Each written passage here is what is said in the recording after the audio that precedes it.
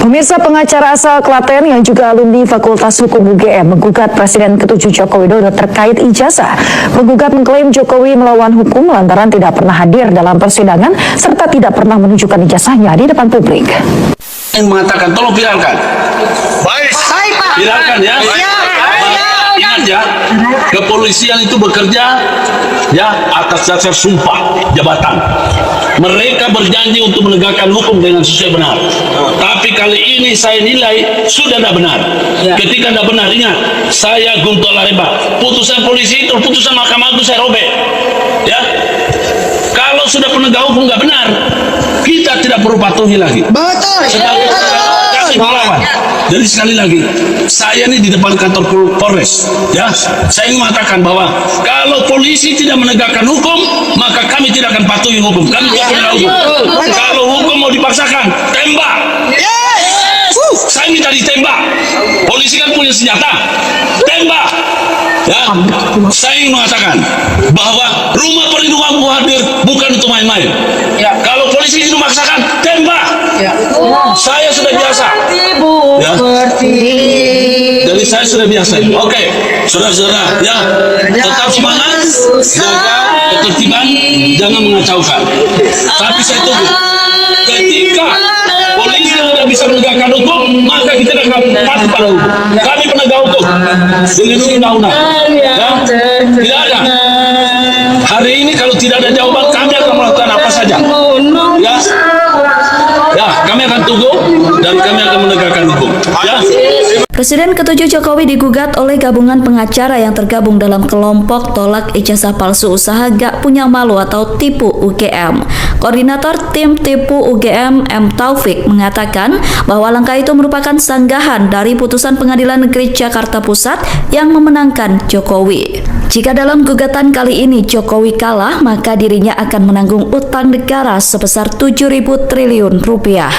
Sebab menurut Taufik, jika ijazah Jokowi terbukti palsu, maka jabatannya sebagai presiden selama ini tidak sah.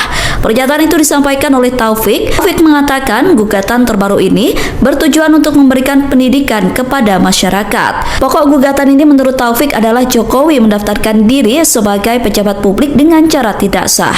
Menurut Taufik, ketika seorang pejabat melakukan kebohongan publik, maka akan sangat membahayakan.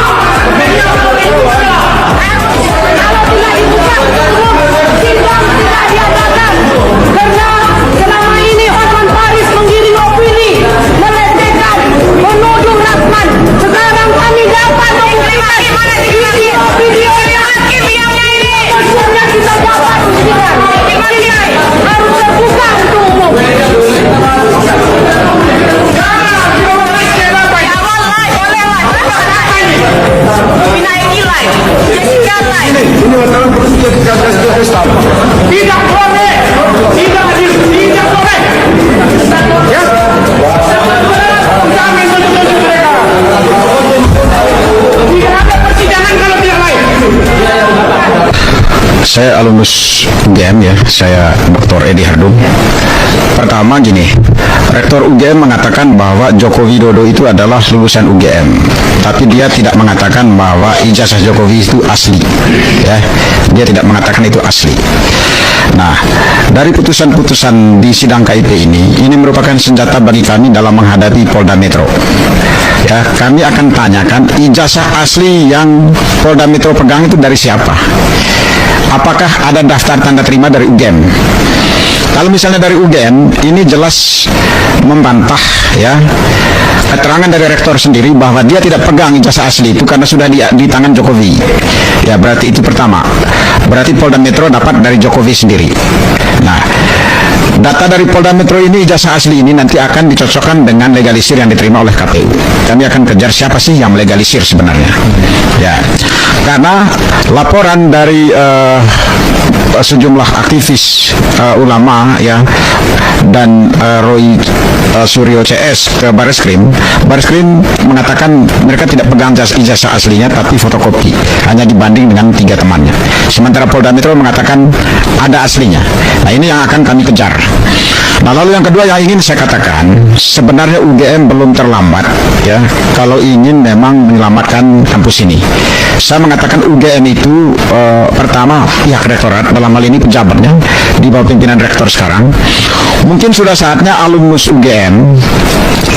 UGM untuk kita membentuk tim independen untuk menelusuri ijazah Jokowi ini. Soal Jokowi ini, apakah benar atau tidak memang dia kuliah dan lulus dari UGM. Dan saya sayangkan, seperti yang saya katakan di luar tadi, bahwa sayangkan sekali UGM tidak seperti yang dilakukan oleh UI ketika proses doktoralnya Bahlil itu diragukan. UI segera membentuk tim independen dan menganulir gelar doktornya Bahlil. Ya, sebenarnya UGM harus melakukan ini. Dua kampus yang paling baik di negeri ini. Ya, saya pikir UGM segera membentuk tim. Ya, guru besar UGM itu dosen-dosen. Saya alumnus UGM, sayang saya tidak ngajar di sana. Kalau tidak saya menyuarakan membentuk tim independen untuk menelusuri sidang ini. Lalu yang ketiga yang ingin saya tegaskan untuk menelusuri dugaan ijazah Jokowi. Lalu yang ketiga yang ingin saya katakan bahwa dengan adanya putusan ini sebenarnya memang UGM itu selama ini sudah melakukan kekeliruan yang sangat besar, fatal, yaitu dia menutupi itu seolah-olah dia tidak tahu undang-undang terbuka informasi publik itu, terutama pasal 18 harus diuji di sini. UGM itu sebenarnya pelopor paling depan untuk memberikan informasi publik. Di UGM itu ada fakultas ilmu komunikasi kok, ya, yang berbicara soal keterbukaan. Fakultas hukum, salah satu fakultas hukum paling bagus. Saya lulusan dari sana, ya. Jadi UGM telah membuat suatu kekeliruan besar. Dan terakhir sehubungan dengan ini saya mengucapkan terima kasih kepada lembaga KIP ini. KIP memang benar-benar membawa amanat demokrasi, ya. Salah satu ciri ya negara demokrasi itu ya ini. Siapa yang menuduh, dia yang buktikan. Pak Roy CS menuduh palsu. Ya. Sudah membuktikan. Jelas palsu. Oke. Kemudian Pak Jokowi juga harus menangkis itu dengan membuktikan ini aslinya. Ya. Di pengadilan katanya. Ijazah saya asli, kemudian skripsi saya juga sah. Kuliah saya juga sah. Dan ini kita minta UGM, maaf ya, alumninya Pak alma maternya Pak Ya. Roy. Jangan UGM sembunyi, bela. Cocok. Bersuara yang jelas, asli. Cocok. Ini bukti skripsinya. Kan Ini dosen apa Pak Roy? Udah. Ini dosen pembimbingnya. iya Pak Kas. Udah kan? Oke, kalau itu sudah semua, IAI-nya UGM sudah bilang, Mbak, kalau itu palsu, yang nggak lulus. Udah, IAI-nya UGM. Yang terbaru dibahas di media sosial ini oleh netizen yaitu temuan ini ya di buku Profesor Dr. Insinyur Ahmad Sumitra yang berjudul Ekonomi Sumber Daya Hutan. Di kolom pengantarnya di situ ditulis ya oleh Pak Sumitra ini dengan jelas sekali bahwa beliau adalah dekan selama 3 periode berturut-turut begitu ya, disebutkan secara berturut yaitu tahun 83 hingga 86. Kemudian ada jeda diisi oleh orang lain dan kemudian menjabat sebagai dekan lagi. Itu artinya pada tahun 85 yang menjabat sebagai dekan di UGM adalah ya Profesor Sumitra ini seharusnya. Tapi kejanggalannya yaitu ijazah Jokowi yang tanda tangan dekannya justru adalah Profesor Sunardi. Nah, untuk mencocok logi atau mengepaskan ini, UGM sudah meralat ini di websitenya ya. Jika sebelumnya disebut bahwa Pak Sumitra ini adalah dekan dari tahun 83 hingga 86. Nah, ini diralat pada tanggal 21 Oktober 2022 demi mencocokkan ya nama dekan ini agar sesuai dengan yang ada di ijazah Jokowi. Ini sejarah dirubah begitu ya. Dan tapi ini UGM lupa tidak meralat yang bahasa Inggrisnya belum diganti, jadi masih Sumitro yang menjabat sebagai dekan pada tahun 85 tersebut. Baru pada tanggal 21 Juli 2024 UGM akhirnya meralat juga yang versi bahasa Inggrisnya. Nah, temuan ini seakan mengkonfirmasi pastinya ya kejanggalan pada ralat-meralat di website UGM itu dengan apa yang terdapat dalam buku Sumitro ini, Pak Sumitro ini ya. Jelas sekali ini menunjukkan kira-kira siapa yang benar ya, apakah informasi yang sebelum diralat dan buku Pak Sumitro ini, ataukah informasi yang baru saja diralat dan dicocokkan dengan ijazah Jokowi. Hari ini terus terang ada satu video pernyataan Pak Jokowi yang membuat saya jadi ketawa lama sekali ya. Karena kayak ketika saya nonton video ini, ketika mendengar pernyataan Pak Jokowi, ini level kebohongannya itu sempurna gitu, seperti orang kentut yang bunyinya nyaring dan bau, sempurna. Ya, karena ketika Pak Jokowi bilang bahwa kenapa saya Ridwan Kamil, karena rekam jejak, itu sampai diulangi 2 kali tuh. Sekali lagi, kenapa saya Ridwan Kamil, karena rekam jejak. Bagi saya gitu ya, bagi saya pribadi, pernyataan Pak Jokowi ini lucu sekali. Ini bukan video komedi, ini bukan video ngelucu atau ngelawa. Ini adalah pernyataan Pak Jokowi yang disampaikan secara serius, dan sebenarnya beliau sedang bohong habis-habisan. Yang membuat saya jadi ketawa adalah ketika melihat ada ratusan orang di sekeliling Pak Jokowi dan Ridwan Kamil itu yang terkesima, terkagum-kagum, percaya betul dengan Pak Jokowi. Padahal mereka ini sedang ditipu habis-habisan gitu. Ya, karena Pak Jokowi sedang berbohong gitu, tapi mereka percaya. Kenapa saya Ridwan Kamil? Karena rekam jejak. Level kebohongan Pak Jokowi bagi saya itu adalah level kebohongan yang sudah di atas rata-rata. Itu sama seperti misalkan pelacur yang mengaku perawan dan ratusan orang percaya dengan pernyataan itu.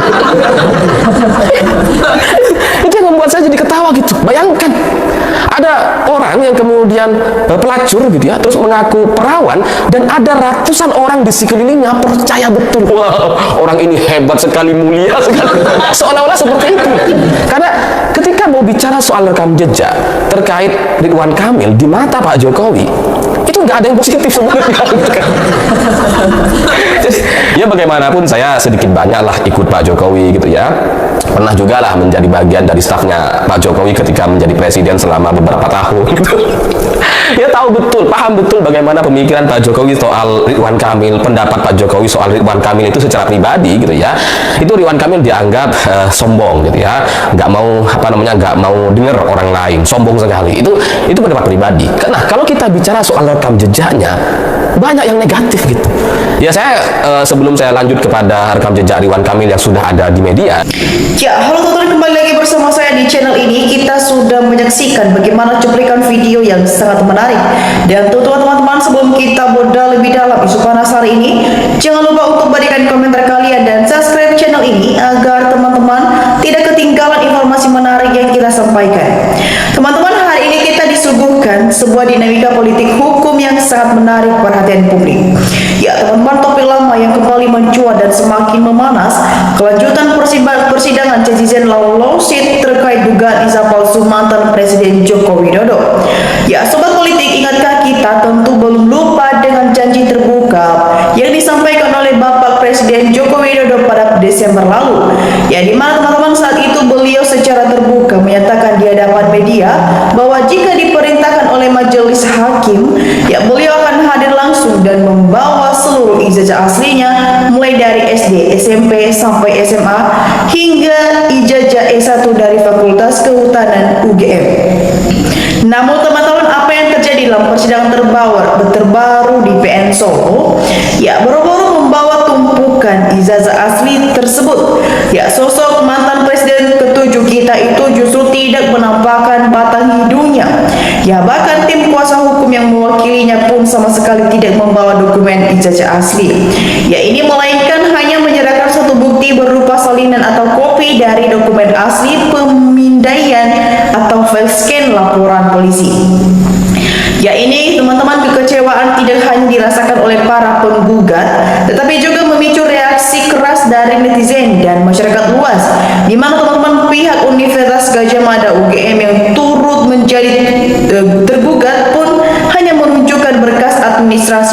persidangan. Ya, mereka tanpa adanya salinan ijazah yang sah yang mereka bawa pada saat itu. Ya, teman-teman, hal ini membuat tim hukum penggugat termasuk langkah pembuktian digital forensik yang dikawal oleh Roy Suryo dan rekan-rekan aktivis. Ya, mereka merasa makin di atas angin dan menilai bahwa ada upaya sistematis untuk menutupi kejelasan kasus ini. Ya, sobat politik, banyak kalangan menilai sikap keras kepala untuk tidak hadir dan tidak menunjukkan bukti autentik di depan persidangan ini memberikan presiden atau contoh yang kurang baik bagi publik. Ya, sebagai seorang mantan kepala negara dan negarawan, ya masyarakat juga menuntut satu hal yang sederhana, yaitu kejujuran dan kepatuhan hukum yang transparan agar polemik menahan yang tidak bisa diselesaikan ini secara terang benderang akan terjadi di persidangan. Ya, teman-teman, kritik tajam pun berdatangan, salah satunya mengingatkan kita pada pernyataan politisi Adian Manitupulu yang menyebut bahwa langkah-langkah politik seperti ini menunjukkan watak seseorang politisi murni yang syarat taktik, alih-alih seseorang negarawan yang mengedepankan keterbukaan.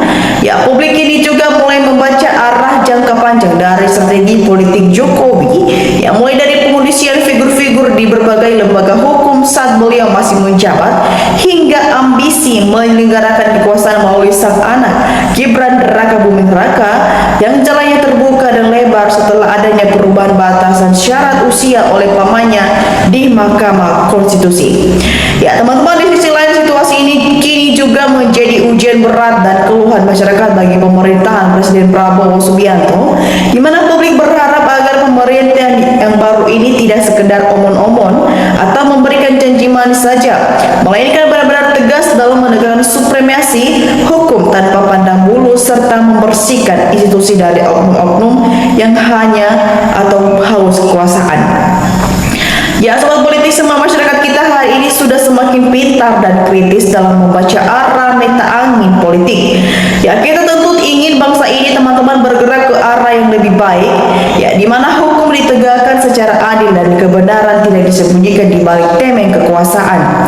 Ya, teman-teman semua, bagaimana tanggapan kalian mengenai mangkirnya pembuktian ijazah asli ini di persidangan? Apakah hal ini akan mengerus reputasi politik sang mantan Presiden Joko Widodo ke depannya? Ya, teman-teman, mari kita untuk menulis analisis dan kritis kita secara cerdas di kolom komentar di bawah, karena di sana kita akan berdiskusi bersama. Ya, teman-teman, jangan terlalu ketinggalan informasi dari kita. Jangan lupa untuk klik tombol subscribe dan aktifkan lonceng notifikasi agar selalu mendapatkan notifikasi menarik lainnya dari channel ini. Nah, teman-teman semua, kita melihat juga di kolom komentar di bawah ada banyak tanggapan dari netizen, dan mari kita saksikan bersama, teman-teman, bagaimana perkembangannya. Ya, teman-teman, Jamal Risong memberikan tanggapannya, kenapa tidak membahas hukuman buat Jokowi, OVUM, dan Kapolda. Ya, teman-teman, kita lanjut di sini juga, teman kita Sigma saja. Kebohongan terstruktur dan terencana untuk pegang kekuasaan harus dihukum berat. Teman-teman, kita lanjut di sini juga, teman kita untuk Kurniadi tangkap Jokowi. Ya, Joko Prianto juga memberikan tanggapannya, teman-teman. Harus diadili, orang tidak punya malu dan berpengkhianat, mengkhianati 270 juta orang se-Indonesia. Ya, teman-teman, kita lanjut. Surahati memberikan juga tanggapannya, para penganggung pemuja Jokowi ikut tanggung jawab di dekat akhirat. Ya, teman-teman, kita lanjut di sini juga, teman kita Rini Nangmangsyari memberikan tanggapannya, adili penjarakan Jokowi dan semua yang terlibat 10 tahun menipu 280 juta rakyat Indonesia, surut Jokowi bayar hutang negara karena emang dia yang bikin utang tersebut. Ya, teman-teman, kita lanjut di sini juga, teman kita Edi Sutrisno memberikan tanggapannya, siapapun manusia yang tidak pernah jujur dan suka berbohong baru akan menyesal di akhir hidupnya. Teman-teman, kita lanjut di sini juga, teman kita Umar Raya memberikan tanggapan, dosa apa negara Indonesia ini kok punya pemimpin pembohong seperti itu? Ya, teman-teman, kita lanjut di sini juga, teman kita Dadi di sini dia berpendapat, teman-teman, seret paksa Jokowi kalau dia nggak datang ke pengadilan. Ini orang benar-benar sudah melecehkan pengadilan dan tatanan hukum. Teman-teman, kita lanjut. Adi Sunarno memberikan juga tanggapannya, Jokowi sudah berkali-kali mangkir, harus dijemput paksa, tinggal keberanian memutuskan. Fakta-fakta sudah semakin jelas, kecuali hakim yang masuk angin saja yang gak berani memutuskan. Teman-teman, Sugir memberikan juga tanggapannya sini, kasus Jokowi biar cepat selesai, rakyat saja yang mengadili, langsung seret saja. Ya teman-teman, kita lanjut di sini juga teman kita Askar memberikan tanggapannya. Duitnya banyak sekali, bisa bayar hutang negara. Jokowi dan antek-antek yang menterinya termus semuanya, dan aparat negara membela pengusaha dan penguasa. Ya teman-teman, kita lanjut di sini juga teman kita Sohar Telina memberikan tanggapannya. Kalau terbukti palsu, cabut semua fasilitas yang sudah diberikan pada penipu, tangkap semua yang mendukung kepalsuan. Nah teman-teman semua, bagaimana tanggapan kalian mengenai isu polemik ini? Jangan lupa untuk berikan analisis kalian di kolom komentar di bawah, dan saya pamit undur diri. Sampai jumpa di video berikutnya yang tak kalah menarik. Salam NKRI, harga mati.